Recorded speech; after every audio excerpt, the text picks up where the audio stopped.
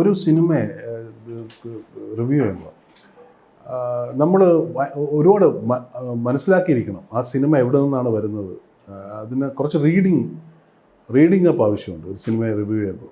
അപ്പോൾ നമുക്ക് പെട്ടെന്ന് നമുക്ക് ഇതിനകത്തൊരു ഫിലിമിൽ ലിറ്ററസി എന്ന് പറയുന്ന സാധനം അതൊരു ഭയങ്കര നീഡായിട്ടോ അങ്ങനെയുള്ള ഇല്ലയെന്ന് പറഞ്ഞ ആളുകളെ പുച്ഛിക്കാനോ ഞാൻ റെഡിയല്ല. പക്ഷേ ഒരു സിനിമയെ മനസ്സിലാക്കണമെങ്കിൽ അതിന് ഒരുപാട് അതിനെക്കുറിച്ചുള്ള അത് പറയുന്ന കാര്യങ്ങളെക്കുറിച്ചുള്ള ഒരു അറിവ് വേണം അതിനു മുമ്പ്.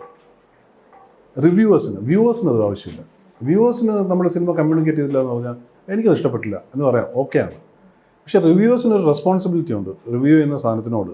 അപ്പോൾ അവർ ഈ സിനിമയുടെ ഒറിജിൻസിനെ കുറിച്ചും ഇതിൻ്റെ എവല്യൂഷനെ കുറിച്ചും ആ തീം എങ്ങനെയാണ് വന്നതിനെ കുറിച്ചും അവർ മീഡിയേറ്റേഴ്സായിട്ട് നിൽക്കുകയാണല്ലോ reviewers.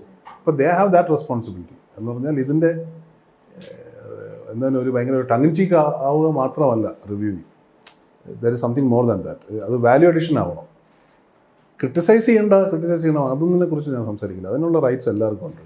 Viewers can say anything, but reviewer has A responsibility towards thing എന്നുള്ളതാണ്.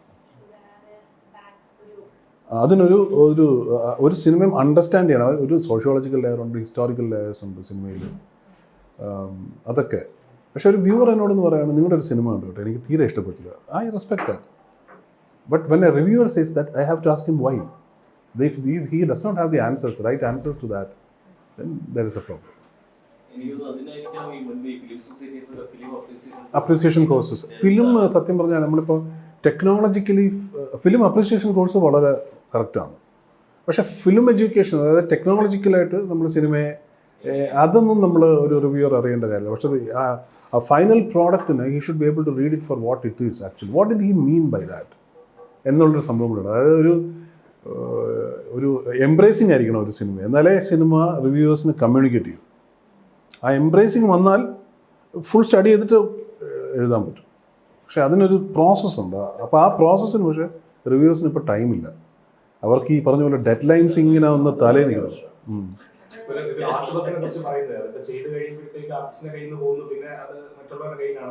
അതെ,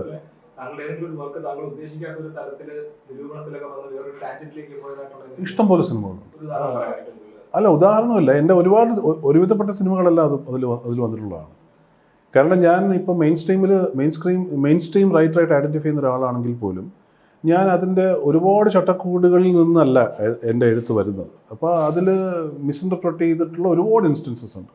അപ്പോൾ ഞാനതൊന്നും പേഴ്സണലി റെസ്പോണ്ട് ചെയ്യുകയോ ഒന്നും ചെയ്യില്ല. That is their thing. But this is what I feel about it എന്നുള്ളതേ ഉള്ളൂ.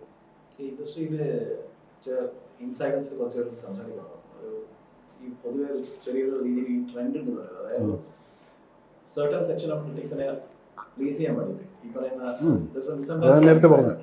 1% ഓഫ് സോഷ്യൽ മീഡിയ ഈ ചാറ്റർ അതിനെ ഒരു അവരാണ് എല്ലാം ലാർജർ റെപ്രസെന്റേഷൻ എന്ന രീതിയിൽ തെറ്റിദ്ധരിച്ചിട്ട്. അതെ, അതാ ഞാൻ നേരത്തെ പറഞ്ഞല്ലോ. ഞാൻ അങ്ങനെ ഒരു സംഭവം ഉണ്ട്. അത് ഭയങ്കരമായിട്ട് ഇത് പറഞ്ഞ് ഈ പഴയ ക്വസ്റ്റ്യൻ പേപ്പർ വായിച്ചിട്ട് പരീക്ഷ എഴുതാന്ന് പറയുന്നത്. സബ്ജക്റ്റിനെ പഠിക്കുന്നതിന് പകരം ഇതിനു മുമ്പ് ഇങ്ങനെ ഇത്രയും റിവ്യൂസ് കിട്ടിയ ഇത്രയും അവാർഡ്സ് കിട്ടിയ സിനിമ എങ്ങനെയാണ് ഉണ്ടാക്കിയത്. അപ്പോൾ നമ്മൾ കുറച്ച് ഇൻഗ്രീഡിയൻസ് ഉണ്ട്. പൊളിറ്റിക്കൽ കറക്റ്റ്നെസ്, കുറച്ച് സംഭവമൊക്കെ ഇട്ടിട്ട് ഭയങ്കര ടെൻഷനൊക്കെ ആയിട്ട് ഇങ്ങനെ ആളുകൾക്ക് ഇങ്ങനെ കൊണ്ട് വയ്ക്കും. ഇഷ്ടപ്പെട്ടു, അവാർഡ് തരും. ഇങ്ങനൊരു സംഭവമുണ്ട്.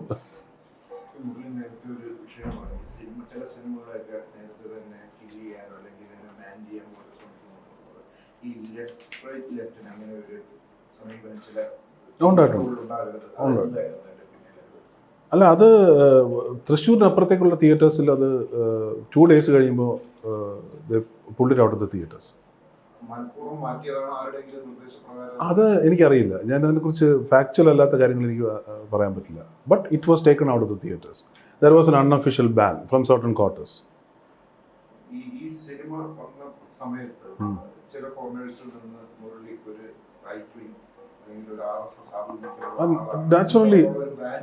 നാച്ചുറലി ഉണ്ട്. അത് അവരോടാണ് ചോദിക്കേണ്ടത്. ആ സിനിമ കറക്റ്റായിട്ട് വ്യൂ ചെയ്താൽ, റീഡ് ചെയ്താൽ അത് ട്രൂലി അതൊരു ഹ്യൂമനിസ്റ്റ് ആയിട്ടുള്ളൊരു സിനിമയാണ്. Left is not above criticism. Left ഫ്രണ്ടിനെ ക്രിറ്റിസൈസ് ചെയ്യുന്നത്, അല്ലെങ്കിൽ ഒരു ലെഫ്റ്റിസ്റ്റ്, സോ കോൾഡ് ലെഫ്റ്റിസ്റ്റ് എന്ന് പറഞ്ഞ ഒരു പൊളിറ്റിക്കൽ പാർട്ടിയെ ക്രിറ്റിസൈസ് ചെയ്യുന്നത് ക്രിട്ടിക്കലായിട്ട് സംസാരിക്കുന്നത്. അല്ലെങ്കിൽ അങ്ങനെ ഒരു മെയിൻ സ്ട്രീം ലെഫ്റ്റിനെ എന്ന് പറയാം, അതാണ് കറക്റ്റ്. മെയിൻ സ്ട്രീം ലെഫ്റ്റിനെ ക്രിട്ടിസൈസ് ചെയ്യുന്നത് ലെഫ്റ്റിസത്തിനെ ക്രിട്ടിസൈസ് ചെയ്യണമെന്ന് തെറ്റിദ്ധരണമുണ്ടാകും. It's actually a leftist movie. It observes leftism. പക്ഷേ അതേസമയം തന്നെ മറുഭാഗത്തുനിന്ന് പറയുന്നത് ഉൾപ്പെടെയുള്ള എല്ലാവരും ലെഫ്റ്റ് നന്നാകണം, ലെഫ്റ്റ് അല്ലെങ്കിൽ ഇതല്ല അതിൻ്റെ മാതൃക എന്ന് പറയുമ്പോൾ മറ്റുള്ളവർക്കൊന്നും ഈ ബാധ്യത വരുന്നില്ല എന്നുള്ളതാണ്. അതിനെക്കുറിച്ചൊന്നും സംസാരിക്കുന്നില്ല. മറ്റുള്ളവർക്കെന്ന് പറഞ്ഞാൽ മറ്റു പാർട്ടികളെ കുറിച്ചോ ഇല്ല, അത് left should not be concerned about that. Because why is the left? Because they are not right, they are not with the others. അതുകൊണ്ടാണ് ഇപ്പോൾ നമ്മൾ ലെഫ്റ്റിന് എന്താണ് ഇത്രയും ഒരു റൊമാൻറ്റിസൈസ് ചെയ്ത് കാണുന്നത്? Because they don't ask this question. The real left Guy won't ask the question, this question എന്താണ്, അവർക്കത് ചെയ്യാമല്ലോ, ഞാൻ ചെയ്താൽ എന്താ പ്രശ്നം എന്ന് ചോദിക്കുന്നത് ലെഫ്റ്റ് അല്ല. അതുകൊണ്ടാണല്ലോ ലെഫ്റ്റിന് ഇത്രയും ഇമ്പോർട്ടൻസ് കൊടുക്കുന്നത്. ഈ സിനിമയിലെ മെയിൻ ക്യാരക്ടർ കേരളത്തിലെ ഒരു പ്രമുഖ രാഷ്ട്രീയ നേതാവിനെ അതേപോലെ ചിത്രീകരിച്ച് സ്വഭാവഹത്യ നടത്തുന്ന തരത്തിലായിരുന്നു എന്നുള്ളൊരു ആക്ഷേപം ആ സമയത്ത് ഇറങ്ങിയിരുന്നു. അതെ, അത് അങ്ങനെ ഒരു കഥാപാത്രത്തെ മനസ്സിൽ കണ്ടുകൊണ്ടായിരുന്നു. ലെഫ്റ്റിൻ്റെ ഹിസ്റ്ററി നോക്കുകയാണെങ്കിൽ എല്ലാ സ്ഥലങ്ങളിലും ഇത് ഒരു ദ്വന്ദ്വമുണ്ട് ലെഫ്റ്റിൻ്റെ ഇതിൽ റെപ്രസെൻ്റ് ചെയ്തിട്ടുള്ള. പക്ഷേ ബേസിക്കലി ആ സിനിമ is not about leftism. One of the observation points അത് ലെഫ്റ്റിസമാണ്. മെയിൻ സ്ട്രീം ലെഫ്റ്റിനെയും ചെയ്യുന്നുണ്ട്. വേറൊരു സ്ഥലത്ത് അതിൻ്റെ entire point of the film is not that. അതെങ്ങനെയാണ് സർക്കംസ്റ്റൻഷ്യലി ഒരാൾ ഉണ്ടാവുന്നത് എന്നുള്ളതാണ് 3 പേരെ വെച്ചിട്ട് കാണിക്കുന്നത്. സർക്കംസ്റ്റൻസസും കണ്ട കാര്യങ്ങളും അൺനോൺ ആയിട്ടുള്ള എലിമെൻസും എങ്ങനെയാണ് ഒരാളിനെ ഉണ്ടാക്കുന്നത് എന്ന് പറയുന്ന 3 ക്യാരക്ടേഴ്സിനാണ്.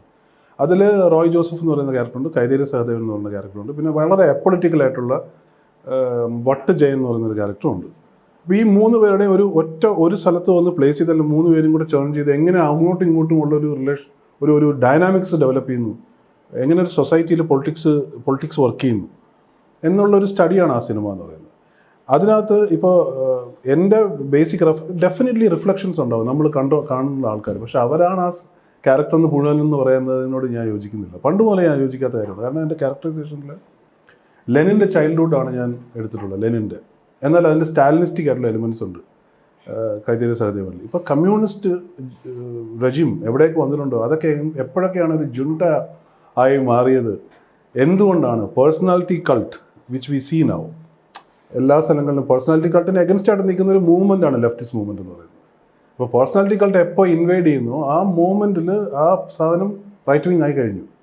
അപ്പോൾ പേഴ്സണാലിറ്റി കൾട്ട്സിനെ ഡിസ്കസ് ചെയ്യുന്ന ഒരു സിനിമ ഡെഫിനറ്റ്ലി അതിന് റിഫ്ലക്ഷൻസ് ഉണ്ടാവും. നമ്മളൊരു മെയിൻ സ്ട്രീം ഫിലിം വരുമ്പോൾ അതിന് നമ്മൾ കാണുന്ന സാധനങ്ങൾ റിഫ്ലക്ഷൻസ് ഉണ്ടാവുന്നേ ഉള്ളൂ.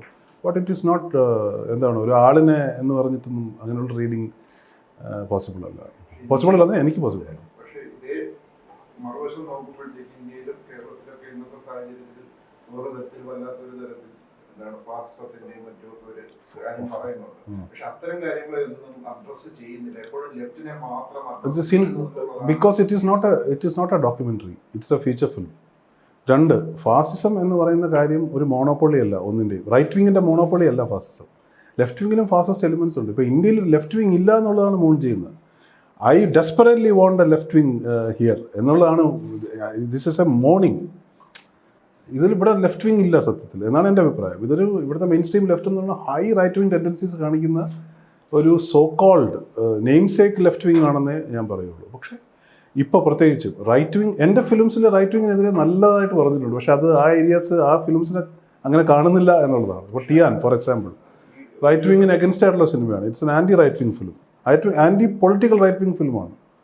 പക്ഷേ അതിനങ്ങനെ അത് ഞാൻ പറഞ്ഞില്ല നേരത്തെ, സെലക്റ്റീവ് ആയിട്ടുള്ള വ്യൂയിങ് ഈസ് ഓൾവേസ് ദയർ. അപ്പോൾ അതിനെ നമുക്കൊന്നും ചെയ്യാൻ പറ്റില്ല. പക്ഷേ അതേസമയം തന്നെ ഈ റൈറ്റ് വിങ് മലയാള സിനിമകളിൽ ഈ RSS ശാഖ ഇതിനെയൊക്കെ വളരെ പോസിറ്റീവായിട്ട് ഐഡന്റിഫൈ ചെയ്യുന്ന ഒരു രംഗം താങ്കളുടെ സിനിമയിലുണ്ട്. RSS ശാഖ എന്ന് പറയുന്നത് ഞാൻ വളർന്ന സ്ഥലങ്ങളിലുള്ള ഒരു കാര്യമാണ്. RSS ശാഖ ഒരുപാട് സ്ഥലങ്ങളിൽ വെച്ച് കണ്ടിട്ടുണ്ട്. ഞാൻ ഒരൊറ്റ സിനിമയിൽ RSS ശാഖ കണ്ടിട്ടില്ല. എന്തുകൊണ്ടാണ്? RSS ഈ സൊസൈറ്റിയുടെ പാർട്ടല്ല എന്നുള്ള, അല്ലെങ്കിൽ ഈ പറഞ്ഞ പോലെ you have to cater to a certain think tank to make a film. I won't do that. ഞാൻ RSSൻ്റെ ശാഖ ഞാൻ കണ്ടിട്ടുണ്ട്, ഞാൻ എൻ്റെ സിനിമയിൽ അത് കാണിക്കും എന്നുള്ളത് തന്നെയായിരുന്നു അന്നത്തെ ഇത്. അതിനെ ഡിമോണൈസ് ചെയ്യാൻ നോക്കുമ്പോഴാണ് റൈറ്റ് വിങ്ങിനെ ഫാസിസത്തിനെ ഡിമോണൈസ് ചെയ്യാൻ നോക്കുമ്പോഴാണ് ഫാസിസം ശക്തി പ്രാപിക്കുന്നത്. When you start addressing them. ഇപ്പോൾ ഇത്രയും കാലമായിട്ട് ഇവിടെ സിനിമ ഉണ്ടായി. 2012 ഇറങ്ങിയ ഈടത്ത തലത്തിലാണ് ശാഖ ആദ്യമേ കാണിച്ചെന്ന് പറഞ്ഞാൽ അത് ആരുടെ കുഴപ്പമാണ്? നമ്മുടെ അതിന്റെ ഒരു തരത്തിൽ എന്താണ് വേറെ തരത്തില് അതിന് പോസിറ്റീവ് ഇല്ല, ഒരിക്കലുമില്ല. ഒരാളെ ഓടിച്ചോണ്ട് വരുന്നു, ഇല്ല, അതിൽ ഫിയറിനെയാണ് അഡ്രസ്സ് ചെയ്യുന്നത്. ആ ആളിൻ്റെ ഫിയർ കാണിക്കുന്നുണ്ട് അതിനകത്ത്. അയാൾ ഒരു ഇത് വരുമ്പോൾ, ശാഖ കാണുമ്പോൾ അതിൻ്റെ രണ്ട് ആസ്പെക്ട്സും കാണിക്കുന്നുണ്ട്. I am not saying that they are not human beings. I am not ready to say that. അതിനെ കാണുന്നത് കൊണ്ടാണ്. കാരണം ഫാസിസം, നമ്മളിപ്പോൾ നാസിസത്തിൻ്റെ ഹിസ്റ്ററി എടുത്ത് നോക്കിയാൽ ആദ്യം ദേ ലാഫ്ഡ് അറ്റ് ദം. ഈ കമ്മ്യൂണിസ്റ്റ്, ക്യാപിറ്റലിസ്റ്റ് അല്ല, കമ്മ്യൂണിസ്റ്റ്, അന്നത്തെ Bolsheviks, they laughed at them ആദ്യം, എന്നിട്ട് ignored them. Then they started rising. ഇതൊക്കെ അവർക്ക് ഫ്യൂവലാണ്. If you want to fight them, address them first as human beings, then you fight. അത് ചെയ്യാത്തതാണ് ഇവിടുത്തെ കളി. ഇത് സബ്ഹ്യൂമനൈസ് ചെയ്തിട്ട് ഇട്ടുകൊണ്ടിരുന്നു കഴിഞ്ഞാൽ ഇപ്പോൾ കണ്ടില്ലേ, ആ ഭയങ്കരമായ ശക്തിയിലല്ലേ വരുന്നത്. And now we R helpless എന്നുള്ളൊരു അവസ്ഥയാണ് ഇപ്പോൾ. ഒരു സെക്കുലർ പോയിന്റ് ഓഫ് വ്യൂവിൽ എങ്ങനെയാണ് ഇതിനെ അഡ്രസ്സ് ചെയ്യേണ്ടത് എന്നുള്ളൊരു പ്രോബ്ലം ഇപ്പം പറയുന്നുണ്ട്. ഇപ്പോൾ ആ സിനിമയ്ക്ക് നല്ല റീഡിങ്സ് കിട്ടുന്നുണ്ട്. ഇപ്പോൾ ശരിക്കും ആ സമയത്ത് വേണ്ട രീതിയിൽ അംഗീകരിക്കപ്പെടാതെ പോയൊരു സാധനമാണ്.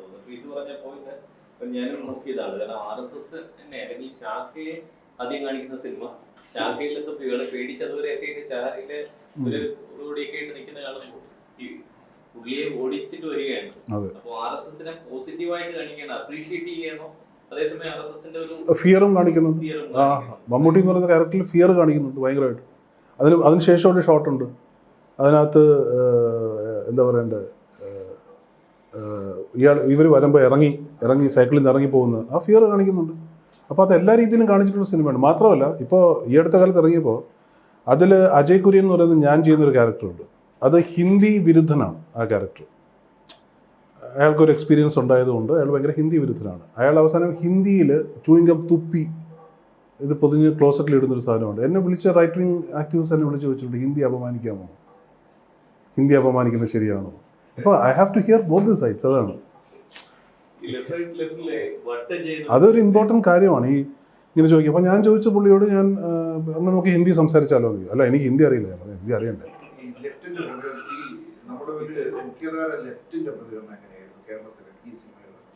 അത് ഇൻഡിഫറൻ്റ് ആയിരുന്നു. ഒരു സർട്ടൻ എമൗണ്ട് ഓഫ് ഓസ്ട്രസൈസിങ് ഉണ്ടായിട്ടുണ്ട് അതിനുശേഷം. അത് എനിക്ക് ചെയ്യുമ്പോഴേ അറിയാമായിരുന്നു. അങ്ങനെ ഹോസ്റ്റലായിരുന്നു. ഹോസ്റ്റലിൽ അവരിപ്പോഴും ആണോ എന്ന് വെച്ചാൽ ഇപ്പോഴും ആണ്. ഡെഫിനറ്റ്ലി. കാരണം ഞാൻ റൈറ്റ് വിങ്, ഒരു തരത്തിലുള്ള റൈറ്റ് വിങ് ഇതിലുള്ള ആളല്ല. I am against right wing.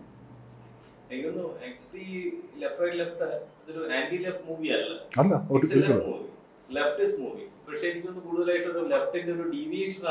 Exactly. Left critic ആണ് അതിനകത്തുണ്ട്. അത് വൺ ഓഫ് ദ ഫാസറ്റ്സ് ആണ് ആ സിനിമയുടെ. അത് only one of the facets left critic ഉണ്ടെന്ന്. അതൊരു വാസ്തവത്തിൽ ഒരു ഡിസെക്ഷൻ ഓഫ് ദ സൊസൈറ്റി. ഞാൻ പറഞ്ഞില്ലേ നേരത്തെ, 3 തരം ആൾക്കാർ സർക്കംസ്റ്റൻഷ്യലായിട്ട് എങ്ങനെ ക്യാരക്ടർ ഉണ്ടാകുന്നു, ഈ ക്യാരക്ടേഴ്സ് എങ്ങനെ തമ്മിൽ ഉരസുന്നു, അപ്പോൾ അതിലെങ്ങനെ ഒരു ഫയർ ഉണ്ടാകുന്നു എന്നുള്ളതാണ് ആ സിനിമ ഡിസ്കസ് ചെയ്തത്.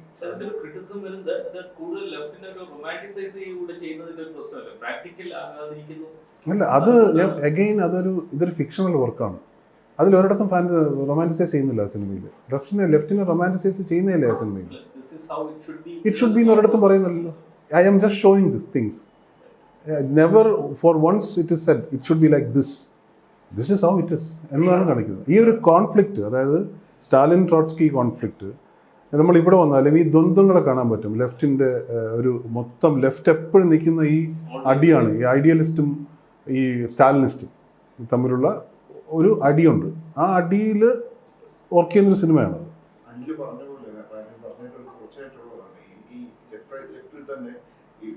ഇടതുപക്ഷത്തിന്റെ ഒരു വിമർശനം വരുന്നതെന്ന് പറഞ്ഞത് മൊത്തം ആ ഇടതുപക്ഷ സംഘടനയെ ഒരു വ്യക്തിയിലേക്ക് മുഴുവൻ എല്ലാ പ്രതികൂലമായിട്ടുള്ള ക്യാരക്ടറും ആ ഒരു വ്യക്തിയിലേക്ക് കൊണ്ടുവന്ന് ആ വ്യക്തിയാണ് ഇതിനെല്ലാം കാരണം എന്ന് വരുത്തുന്നു. ഇല്ല, അത് ക്രിറ്റിസിസമാണ്. അവിടുന്ന് വന്ന ക്രിറ്റിസിസമാണ്. പക്ഷെ ആ സിനിമ കണ്ടാൽ അത് മനസ്സിലാവും. അങ്ങനെ അല്ല ആ സിനിമ വ്യൂ ചെയ്താൽ മനസ്സിലാവും. നമ്മളൊരു വെസ്റ്റേൺ ഇൻട്രസ്റ്റിൻ്റെ ക്രിറ്റിസിസത്തിന് ഞാൻ അങ്ങനെ ചെവി കൊടുക്കാറില്ല. ആ സിനിമ if you watch it truthfully, if you are truthful to yourself, you will never see that. അതിലെല്ലാ ആദ്യം മുതൽ ഒന്നുകൂടെ കൊണ്ടുപോകും, അത് മനസ്സിലാവും. പക്ഷെ ഒരു പ്രമുഖ രാഷ്ട്രീയ നേതാവുമായിട്ടുള്ള സാമ്യം അത് വളരെ ഇന്റൻഷനൽ ആണോ അതോ ആക്സിഡന്റൽ റിഫ്ലക്റ്റീവ് ആണ്. പക്ഷേ ഞാനൊരു രാഷ്ട്രീയ നേതാവിൻ്റെ പേര് പറഞ്ഞിട്ടില്ലല്ലോ, അത് ഞാൻ പറയുകയില്ല. അല്ല, കണ്ണൂർ ആക്സെന്റ് ഉപയോഗിക്കുന്നത് അത് ഇവിടുത്തെ ഒരു ഡൈനാമിക്സ് നോക്കിക്കഴിഞ്ഞാൽ കണ്ണൂരിൽ നിന്നുള്ള ഇത് മനസ്സിലാവും, എന്തുകൊണ്ടാണ് അത് ഉപയോഗിച്ചെന്നുള്ളത് മനസ്സിലാവും. അത് ആ ക്യാരക്ടറെ രൂപപ്പെടുത്തുമ്പോൾ തന്നെ പുള്ളിക്ക് ഏകദേശം ഉറപ്പായിരുന്നല്ലോ അത് ഇന്ന ആളായിട്ട് വരും. റിഫ്ലക്റ്റീവ് ആണ് ക്യാരക്ടറൈസേഷൻ. അത് അല്ലെങ്കിൽ ഐഡന്റിഫിക്കേഷൻ പോകും. അപ്പം നമുക്ക് ആ ട്രൈറ്റ് ഉള്ള ആളുകൾ ആരാണെന്ന് നിങ്ങൾക്കറിയാം. അപ്പം നിങ്ങളതിങ്ങനെ കണ്ടിന്യൂസ് ആയിട്ട് ചോദിക്കുന്നത് തന്നെ നിങ്ങൾക്കറിയാവുന്നതുകൊണ്ടായിരിക്കാം. ഞാൻ അതിനെക്കുറിച്ച് സംസാരിക്കേണ്ട ആവശ്യമില്ലല്ലോ.